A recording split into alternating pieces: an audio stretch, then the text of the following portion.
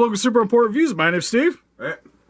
My name's Arnaz. Yeah, I'm Arnaz eating bourbon chocolate behind me. And today we'll be going over the Sofubi Spirits Pacific Rim Uprising Kaiju Raijin. We're going over what, Steve? Say that again. I call them like the Sofubi Spirits, but it's Sofi Spirits. Sofi.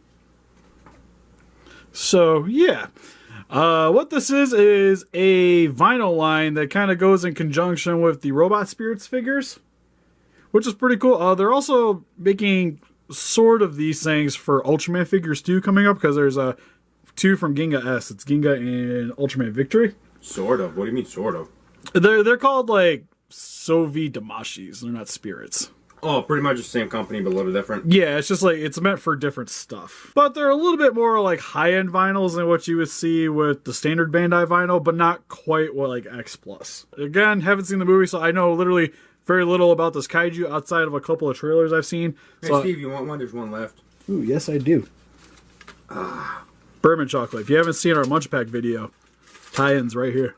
Thanks for the lunch, Steve. No problem. I was a little worried I wouldn't get to eat today. But anyways, without further ado, for the packaging, on the front you can see a nice image of the figure inside of the package. You get that same little like translucent picture of the kaiju in the back. Kaiju Raijin, Sovi Spirits, Pacific Rim Uprising for ages 15 and up. Top of the packaging, just another good shot of his head. Opposite side, more pictures of our fancy little kaiju in the box. Nice little front shot of him. Oh, I like that. Actually, I'm trying to look at this to see. We'll come back to that on the other side, because I may have already opened this for an unboxing. So I was just kind of like picking the way they painted the lines on there. But on the back of the packaging, it just shows you some of the closer picked details of the kaiju, how the size of the robot spirits, other figures in the line. Bunch of stuff I can't understand except for the little bluefin sticker there and some Lego Mumbo Jumbo with him fighting Gypsy Danger on the bottom. Or Gypsy Avenger, my bad. And let's get him open up out of his cardboard prison. Alright, so now that we got Raijin open up out of his cardboard prison, no accessories, so that's done. But, okay, yet again, you said I was going to do part of it, and you said I had the accessories, Steve. We talked about this before. I'll let you talk about the comparisons for them in scale with the robots. Sound good? Okay. Sweet. Moving on to a closer look at his details. For a closer look at his details, head sculpt is terrifying. Looks like something you've seen like a Doom game or like a Hellraiser series or something. He definitely makes me look forward to the movie, just looking at him. Yeah, it's a very, I don't want to say unique, because he's very similar to Raiju in a sense, with a hard shell exterior with a more like squishy interior. So is that going to be his weakness right there? Well, if you watch one of the trailers, he has like a Black Panther move where he got like punched and distributes the energy into his hand and then whacks Gypsy Avenger. So, he's definitely got some abilities.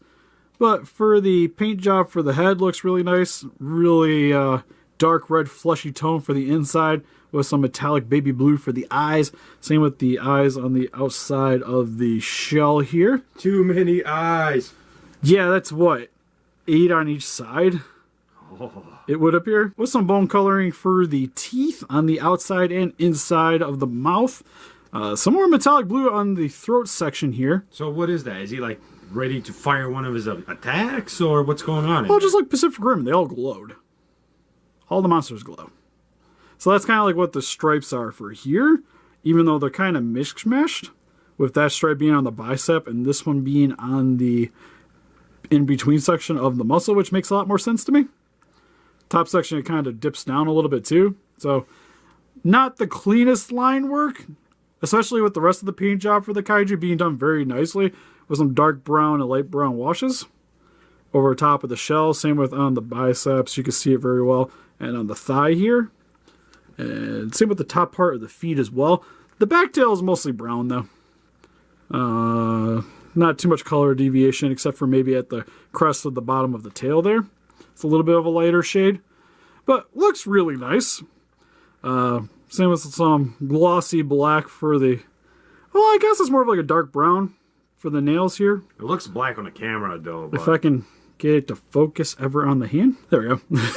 Some glossy black / brown for the hand. It kind of looks brown to me. It's like a very dark brown. You can definitely tell on this hand a little better. And same with for the claws at the tip of the toes, which he only has 2 of them. And one thing I kind of like, also there's a metallic blue here for the top section of the crest here for the thigh. But one thing I like, though, is that he's very different looking compared to the kaijus we got in Pacific Rim, which I appreciate. Because for the most part, the kaijus in Pacific Rim look cool, but a lot of them were more or less the same design. Like, body-wise, they just had different heads for the most part. Yeah. Between Trespasser, Knifehead, and Schooner. Well, which kind of explains it in the movie. They were all just pretty much made in factory, you know. Yeah, they're all clones of each other. Well, this guy definitely, well, having like inspiration from a previous kaiju, is definitely different looking. I actually like the appearance of him a lot more than Raiju. I thought Raiju was kind of goofy looking when he opened his mouth. It was like, man, that thing looks terrifying. It's just like, and you lost me. As soon as you said that, I started laughing because that's the one thing I thought about was that scene. Oh god, I hate that scene. Like, I love the movie to death, but that scene, like, that monster just looks goofy as crap. I'm sorry. And there's also some more detailing here on the chest section with some more metallic blue here on the intersections. Which doesn't match again. Yeah, there's only one on that side, but it's higher. These 2 are lower. They cheap. That's kind of... maybe it's because, like, when you see, like, him transferring the power in the movie, maybe that's what's trying to replicate. Maybe it doesn't pulse in the same spots. Kind of. Maybe. Not like Pacific Rim. Again, gotta wait till the movie, but I'm just kind of throwing ideas out here to why it's kind of like that, because that just kind of throws me off a bit. But got a little bit of shell here on the... junk area? Yeah, it was like stomach / junk area. Tail kind of separates into 2 little sections on the back here, as you can see, where it divots in at the lower section of the hip. I still think he's separating. That's kind of what it looks like, but like you see in the trailer that he like combines with the other monsters to make a really big monster, so maybe he's like the base or something. Not 100%, but we'll get to that at the end of the month, actually. Yeah, like detail-wise, looks great. Even though it is just a vinyl. Like, you can't see where the seam lines are, though. I was looking for him, and I noticed a few of them. Yeah, you can see them on the hands, is one section. You're going to see them on the arms and the legs. So these guys don't really articulate, but there's a seam line here at the knee. And then each of these little sections are their own individual piece, which are also... The bottom, you don't really notice it, but the top, you can tell right there where the seam line is. Especially looking at it from the back. And then there's one here at the tail as well. Definitely, if he's far away from you, you can't notice it, so... Yeah, like, staying on your shelf, it's going to be fine. And for a vinyl, I kind of expect it. Because it's not an X Plus price, so I don't imagine they're going to sit there and try to hide a lot of these seam lines that they're going to have. That, and he's also, like, slightly articulated, so you're going to have that one no matter what. But the thing is like... Looking at him, he looks better than most like standard Bandai vinyls. Yeah, you can definitely tell where the extra $30 went into is the details on the paint. Well, that, and when you think of your standard vinyl, they're usually like, what, 6 pieces total? Yeah. Because you'll have, let's say, like a Godzilla vinyl. You have the head, it's its own piece. You have both the arms, both the legs. And a tail. So you got 4 pieces there. Tail makes 5, body makes 6. Yeah. That's usually it. Depending on the kaiju, you have maybe like a little bit more, a little bit less. Well, this guy has pretty much 2 pieces just for the arms. So there's 4. 2 pieces for the legs. So you have 8 there. You have 4 pieces for the sectioning around the head, which is 12. You have the body and the intersection of the head, which is 13. Tail makes 14. So he has more than double the normal amounts of vinyl pieces that you have on a standard vinyl. Because even like my Grand Ghidorah, I don't think has as many. No. So what I'm just trying to show you guys here is why he's a little bit more pricey. It's just because there's just a lot more pieces going on, and in terms of detail, a lot more going on as well to kind of up the price tag. Then he is a pretty big vinyl compared to some of the others, which again, you'll see a little bit later. But for his articulations, the arms can just go almost all the way around. But they kind of get hindered by the legs here. This one, oh, so close. You kind of bend it, though, and you can get it to swing all the way around if you want. But nothing really at the legs. Like, oh my god. I guess you could force it a bit and get it to move. See, my fear is you're going to scratch the paint doing that, though, on it. Well, worst comes to worst, it's only going to rub right here. So you're not going to really notice it. That and this part seems like it sticks out a little bit anyways when you go to bend it. But for the most part, it's not really meant to bend. So for some quick comparisons, here we have Raijin compared next to... What? I thought I was doing this again. But I don't want to move.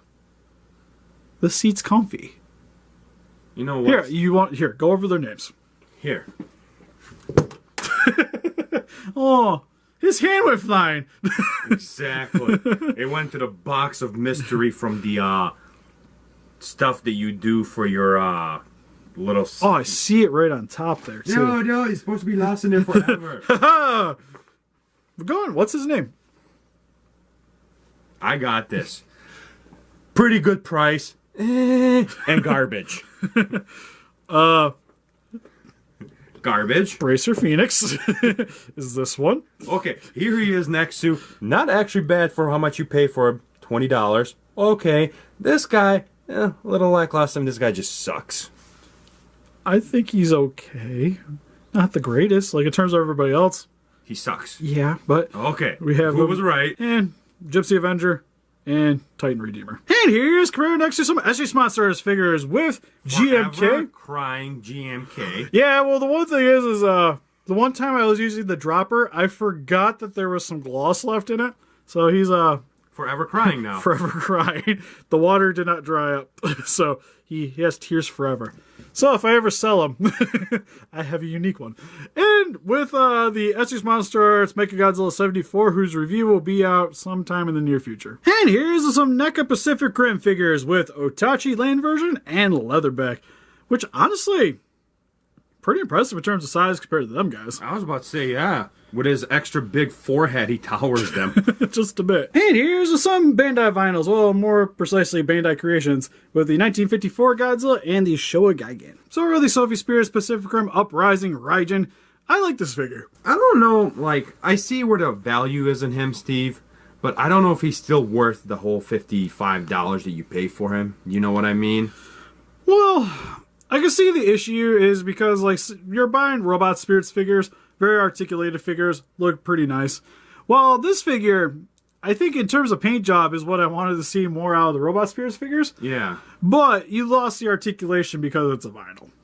So, like, the question is, like, is the articulation worth the extra money that SH would have, you know, charged you for making one? Do you know what I mean? Yeah, because you figure if this was an SH Monstars figure, he would have probably been like 100-ish. Yeah. Which to me, like, I see the value there because he's supposedly to me like a mini X Plus. Like, if you guys remember those smaller X Pluses they used to make, like, there was some Gamma 3 figures, like, I have one of those. And the figure's fantastic, but it's like minimal articulation, it's a smaller scale than some of the X Pluses. And this kind of reminds me of that guy. A little bit more ugly seam lines, but you get a little bit of articulation out of the guy, so I can live with it. Overall, it's not bad if you look at it that way. It is like a mini X Plus. Yeah, and it still will look cool standing next to the Robot Spirits figures. And this is also, I feel like, geared more towards an American audience anyways, because this guy is a little bit more inexpensive to get a hold of than the standard Monster Arts figure, or if they were going to make something to go along with the Robot Spirits line in an articulated sense, it's going to up the price. And seeing how much they're wanting to charge for their version of the Robot Spirits figures, you want to keep the kaijus at least somewhere affordable. Yeah. But nobody's going to want a standard vinyl of a kaiju, because it's just not going to hold up in terms of detail. Well, this is like... In the middle? Yeah, it's like the best middle ground, where it looks good, it's going to look good standing next to them, but it's not quite up there with what it could have been. So I'd recommend it to you guys. I think he's really cool, especially me being a fan of vinyl figures anyways, especially the old-fashioned ones. This guy kind of harkens back more to my childhood and looks great. I'll give you that. He does look amazing. So if you guys are hesitant at picking up this guy, I'd say go for it, especially after seeing him next to the other Robot Spirits figures. I think he's a really standout piece. But if you guys picked up Raijin, what's your favorite kaiju? Or is Jaeger's just more your thing? Please let us know in the comments. We'll closer pick to this guy on our Facebook. You want to click the link description below. We also have a Patreon account with exclusive prints for the channel, also down in the description. And help us defeat those kaijus by hitting that like button, subscribe, become a ranger today. See you guys in the next video. Bye-bye. Hey Rangers, welcome to Super Important Views. My name is Steve, and today we'll be going over the Bandai Sofubi Spirit Pacific Rim Uprising Kaiju Shrikethorn. Okay, so some of you might be aware, this is not actually the kaiju's real name. Oh no, Steve must have been on the kaiju's name. It's just another Skinner incident all over again. Cause he called it Skinner. You should go check out the video. It's pretty bad. So, the kaiju's name's actually Shrikethorn, not Shrikethorn. I probably shouldn't have been the one to actually be doing the enunciations for the kaijus, cause nobody ever really understands me, cause I kinda sound like Donald Duck, really crossbred with, who's his name? The guy from Lord of the Rings. Smeagol? I think his name is Smeagol. So yeah, Steve is fully aware of his failures, but you should still let him know in the comment section below that he sucks. So, thank you guys in advance. This is the second in the Sofubi Spirits line for Pacific Rim Uprising anyways. And this was the kaiju you seen towards the later half of the movie that shot the spikes out of his tail. Didn't really do a crap ton, but he was there. He was in the movie. We appreciate him nonetheless. The main reason I picked this up is because I already picked up the Raijin anyways and all the Robot Spirits versions of the Jaegers. So I decided to go with this one, and more so I'm probably going to be sticking with these guys than the Diamonds. At least I think. That, the new Diamond Kaiju looks pretty sweet, so maybe. But not really too much else to say, we're just gonna get straight into his packaging. So without further ado, for his packaging, lots of blues. You can see, I don't know if it's supposed to be like blueprint or something in the back, but it's just kind of like a blue negative of the figure inside the packaging, but it looks pretty sweet. You got the Kaiju Shrikethorn on the front with some Bandai Tamashii, Sofubi Spirits, Pacific Rim Uprising. Top of the package, just a little bit more of a zoomed in shot of the head. Sides, just a couple of different little profile shots. On the back of the packaging, it just shows him some dynamic poses, some of the other figures available in the lines, and some stuff I can't understand, and some legal mumbo jumbo with him fighting Titan Redeemer on the bottom. Nope, sorry, Bracer Phoenix. I get the names kind of mixed up. There's a little bit more to remember in this movie. But anyways, let's get him open up out of his cardboard prison. Alright, so now that we got Shrikethorn open up out of his cardboard prison, first we're gonna, well, somebody has to go over his accessories. Who is best suited for doing accessories? This guy right here, Steve. This guy! Where the hell did you come from? I already did the intro, and then you weren't here, so... You were being a Steve. You just thought you can just jump and do videos without me, Steve? Is that what this is? Don't make me break them, Steve. You know I will. I can act like a 5-year-old. Give me something to throw at him. You know this is made out of vinyl, right? This thing's probably sturdier than a cockroach. Aliens! Attack! Hey, stop it. He's worth more. Don't damage him. Alright, Arnez, you want to do his accessories on? He doesn't have any. Cool. Alright, moving on to a closer look at his details. For a head sculpt, pretty freaking sweet, if I do say so myself. You got the bright-ass metallic blue for the inside of his mouth. Steve, if your ass is bright like that blue, you might want to go see a doctor.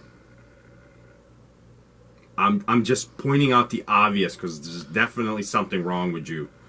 I always thought I was just special. No. But you get the same blue for its 10 eyes. Front of its face. Its teeth are done in a bone coloring with some tusk protruding on the bottom section of the jaws. Side of the face. A little bit jagged. I'm not really sure what kind of animal this is really supposed to look like, because you also have like these quills coming out of its back, which it uses in the movie, especially from the tail here, to try to, oh man, names are slipping my mind right now for Jaegers. Guardian Bravo, that's who it was. Totally didn't have to look up the video to remember his name. Yeah, we did not. Totally. But, for the most part, that's the standout feature that he had in the movie. Like, he didn't really get that much screen time in comparison to, say, like, Raiju or Raijin and the Mega Kaiju. But still a pretty gnarly looking kaiju. But I do like that his shape is not very similar to some of the other Jaegers.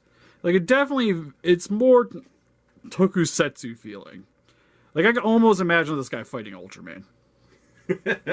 It's sad because it's true. But on the side of the head, you get this little bit of red paint over top of the brown to give it a little bit of added texturing. It gives him a sunburn kind of appearance on the top. Just a little bit. Yeah, you also get some on the back here. Coming around the back and the sides, which again would be like the part where it'd be more exposed to the sun than most of these other sections. But you get some more metallic blue on the shoulder plates. And these spikes here, which is kind of weird. You think they would just be all over? Well, I guess it's a little bit blue there too. He looks like Godzilla trying to roar. Just a bit, yeah. About to do like his atomic blast, but just kind of gave up on it. He's like, yeah, too much effort. Yeah, you get some more of the blue lining too here on the chest section and also on the legs and the forearms as well. Which, to me, stands out better than what it did with Raijin. The coloring's a lot more contrasting on this guy than what we had with him. Especially with some of the lining on him seem slightly out of place. While on this, it makes sense with the way the armor is. Where the blue lighting's flowing from. Seriously, like, it just looks like he swallowed his own atomic blast and kind of came out of everywhere. It's very Shin Godzilla. Yeah. Well, I guess Shin Godzilla's very... Well, Pacific Rim... Well, Pacific Rim was first, not this guy. But you get what I'm saying. But you get a nice metallic bronze on the front section of the chest. The same bronze is on the armor plating for the arms. The same with on the back calf here. Which you get some more quills, but they didn't decide to paint these ones. What's odd too is it has the metallic blue here on the tip of the claws. I think it's the only thing that's really weird. Odd. Yeah, strange about this. Because you have it on the forearms too. Articulate a little bit just so you guys can see it a little better. But you get some nice detailing in the undersection of the arms too. You get some muscle definition. And looks really nice, like even for the tail. You get the muscles on the side here and it curls up with the quills kind of peeking out over top. Which again, these ones are painted. They kind of gave up right there though. Which is a little odd, especially for this guy being a little bit of a higher price point Bandai vinyl than most of these standard ones. You think they'd go a little bit more above and beyond with making sure that everything's painted appropriately. Because this could have probably used a little bit of paint right here too, maybe on the top section of these crests here.